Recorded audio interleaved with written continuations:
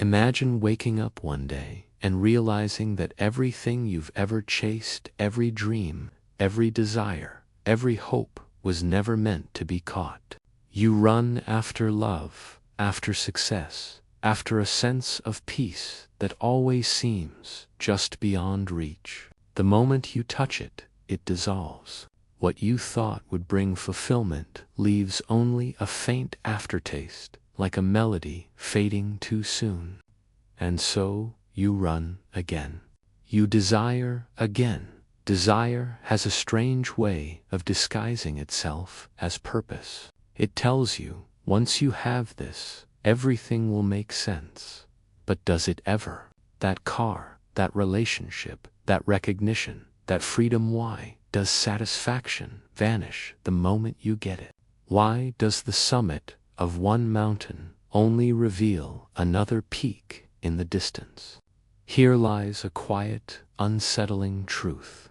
What you think of as a lack is not in the world, but within the structure of desire itself. It is not just that your desires are endless. It is that desire is designed to be endless. You are chasing a horizon that moves as you approach it. Philosopher Arthur Schopenhauer once called human life a pendulum swinging between pain and boredom. Pain when we desire what we do not have. Boredom when we finally get it. If this is true, then everything we build our lives upon ambition, hope, longing might be nothing more than a carefully crafted illusion to keep us moving, never arriving. What if fulfillment was never the destination, but the bait? What if your very restlessness is not a sign of failure, but the mechanism by which desire survives? Pause here for a moment. Think about how many of your life's greatest pursuits began with a moment of wanting, and how quickly that wanting returned after you got what you wanted. This is the cycle you live in without even noticing. The question isn't just what you desire. The question is, who would you be without desire's endless chase? And that question is far more dangerous than it seems. Desire is not merely an emotion. It's a force current running beneath every human action. From the moment you open your eyes as a child, you're taught to want toys, attention, approval. Later, those wants evolve into bigger ones: love, power, security, meaning. But here's the paradox. The moment a desire is satisfied, it loses its magic. The thrill fades. The mind, unsettled by silence, immediately seeks a new target. It's the structure of human consciousness itself. Arthur Schopenhauer described it with cruel precision. All striving springs from lack, from deficiency. In other words, desire is born not from fullness, but from a void. To desire is to admit, at some level, that something is missing. You move through life as if assembling a puzzle, convinced that the next piece will make the picture whole. But it never does. Because the puzzle was designed without a final piece. Philosophically, this is devastating. Psychologically, it's exhausting. Your nervous system adapts to every new reward. A new phone, a new lover, a new house, a new achievement. None of them escape the silent erosion of novelty. Psychologists call this hedonic adaptation. What was once a dream becomes the background noise of your daily life. What was once a fire becomes ash. And as the thrill fades, the old hunger stirs again, whispering, "What's next?" This is why so many people confuse progress with escape. They don't move forward because they've found meaning. They move forward because stillness terrifies them. A moment without longing feels like standing at the edge of a black hole. Thinkers like Friedrich Nietzsche, Jean-Paul Sartre, and Viktor Frankl have all, in their own ways, grappled with this void. Nietzsche saw desire as both a curse and a potential source of power and engine that, if mastered, could create meaning rather than consume it. Sartre called desire a form of lack, where consciousness itself is always haunted by what it does not have. Frankl offered a different perspective, that meaning, not desire, should be the axis around which our lives turn. But meaning, unlike desire, demands stillness, reflection, and courage. Society, however, does not reward stillness. It rewards hunger. Every advertisement is a sermon preaching the gospel of not enough. Every algorithm is designed to keep you scrolling, swiping, wanting. You are conditioned to be restless.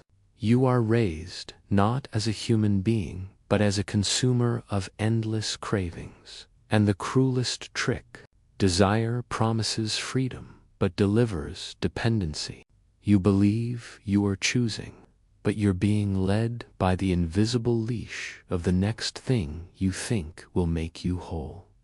This is the hidden root, not the individual desires themselves, but the structure of endless wanting, a psychological engine that keeps you running but never arriving. It is both ancient and modern, biological and cultural, personal and collective. The void is not out there.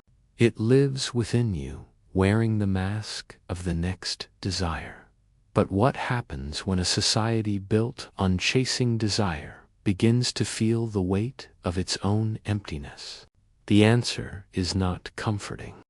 When a person spends their life chasing desire, something strange begins to happen. The chase itself becomes their identity. You start to measure yourself not by who you are, but by what you want next.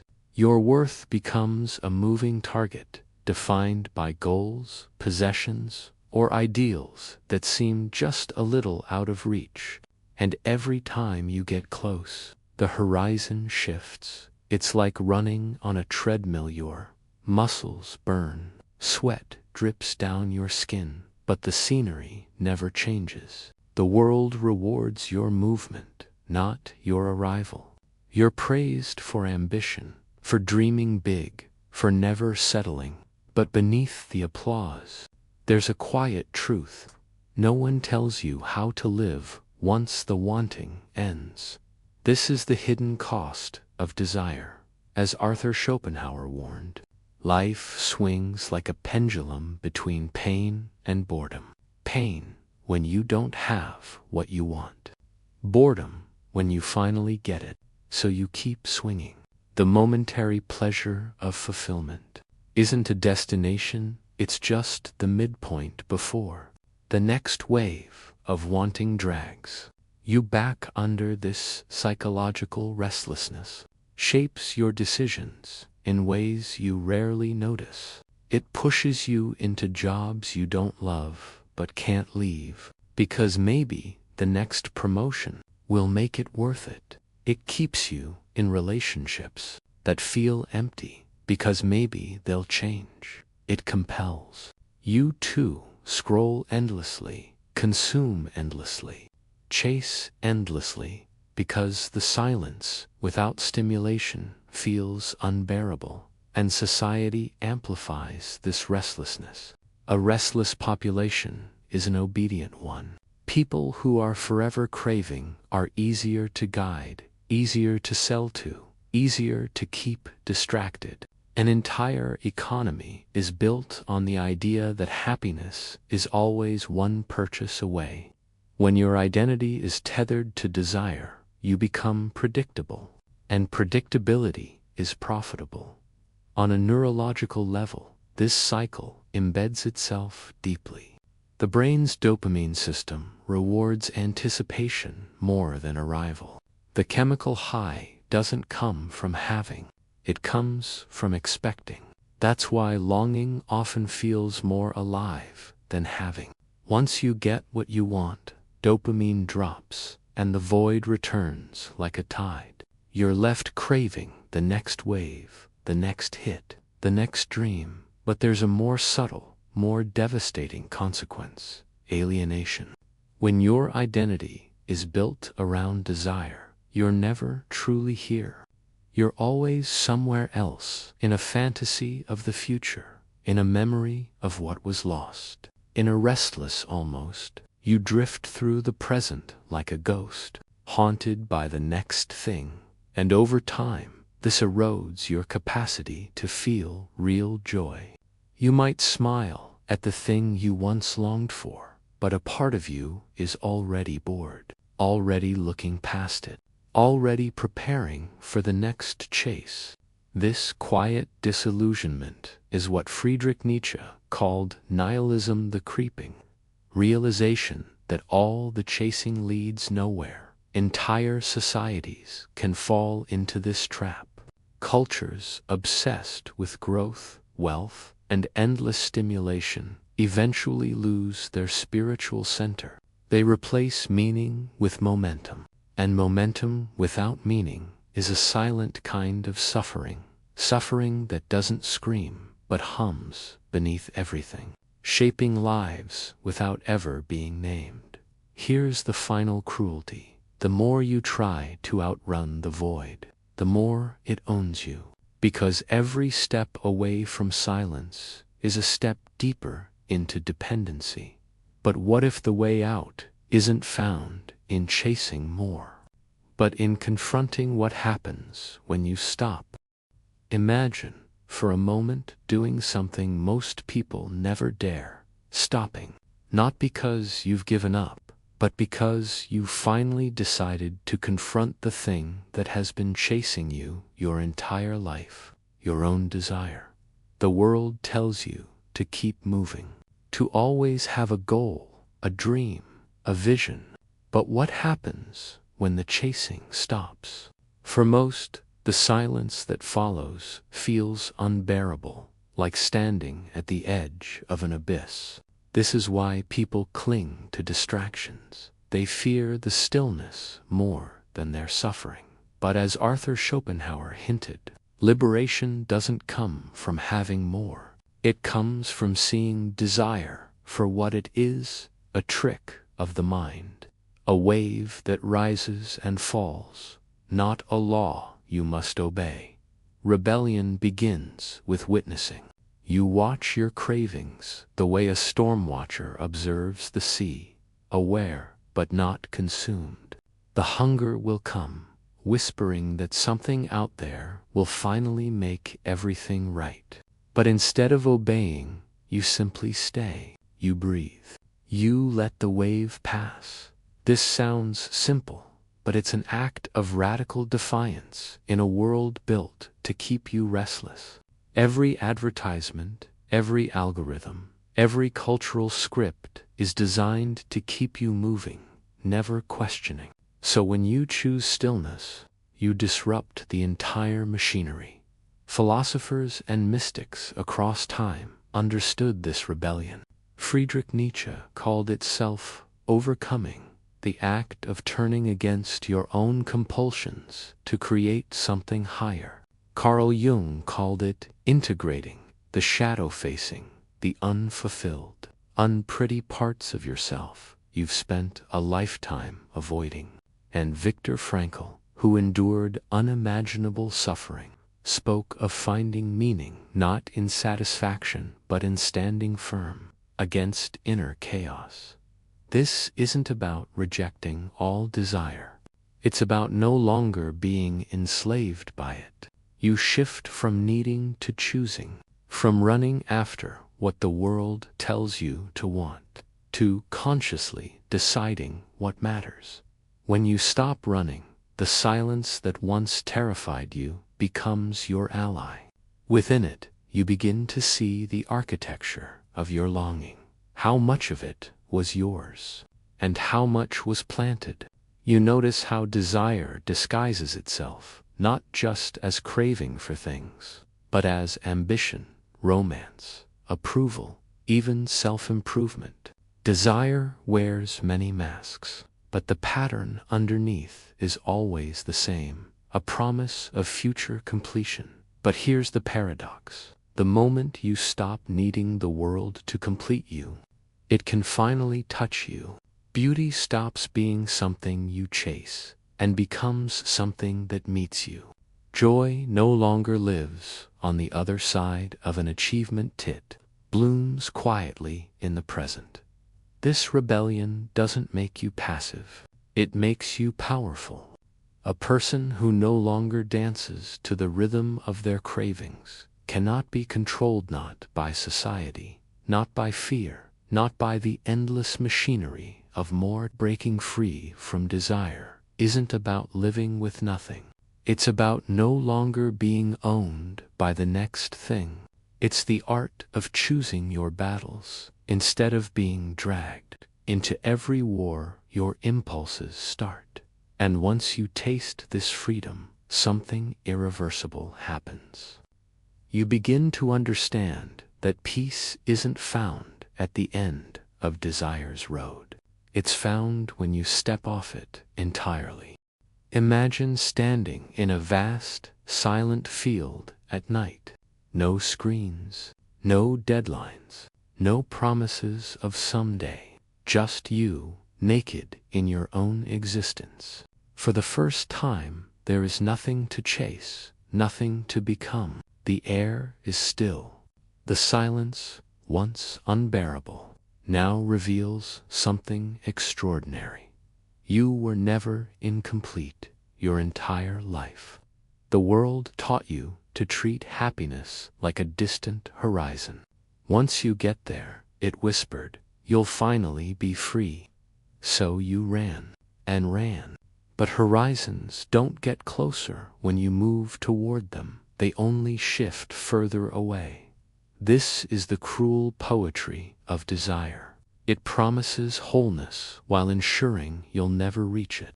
But when the running stops, when you turn around and face the emptiness you feared, something happens.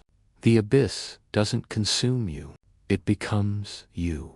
Arthur Schopenhauer understood this with brutal clarity.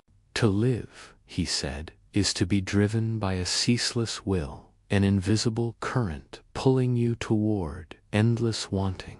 And yet, the path to liberation is not through satisfying the will, but through seeing it clearly, without flinching. The ultimate truth is this: desire isn't your enemy. Your identification with it is. You are not your cravings, your ambitions, or your fears. You are the vast awareness beneath them. When you stop confusing the waves with the ocean, the storm loses its power. This realization isn't an idea to be believed. It's a silence to be experienced. It's the same stillness mystics have touched for centuries. The same clarity that Buddha sat beneath the Bodhi tree to meet. The same fire Friedrich Nietzsche called the birth of the Bermensch, the human who creates meaning rather than endlessly pursuing it. Desire will still come. It will still whisper its promises. But it will no longer command you. You will see it as a visitor, not a master. Like a wind passing through an open window, it moves you, but it doesn't own the house. This is the weightless state, hidden beneath all the noise. It's not a life without ambition or love. It's a life where ambition no longer devours you, where love is no longer a desperate hunger, but a quiet flame, where every moment, no matter how small, is enough. The modern world has made this truth almost heretical. It thrives on your restlessness. It sells you upgrades, escapes, and dreams precisely because it knows you will keep chasing. A still mind cannot be marketed to. A free soul cannot be controlled. That's why the act of seeing through desire isn't just personal liberation. It's a quiet revolution. And perhaps the greatest paradox of all is this: when you no longer need to possess life, life begins to offer itself to you. Beauty emerges not from grasping, but from presence. Joy is not found in conquest, but in surrender. You may lose many illusions on this path, but in their absence, you gain something far greater, yourself. Not the self constructed from longing, but the one that has always been here, silent, unshakable, infinite. So the question is no longer what do I need to become? It becomes who am I without the chase? Stand in the stillness long enough, and you may discover that what you were looking for was never ahead of you. It was always you.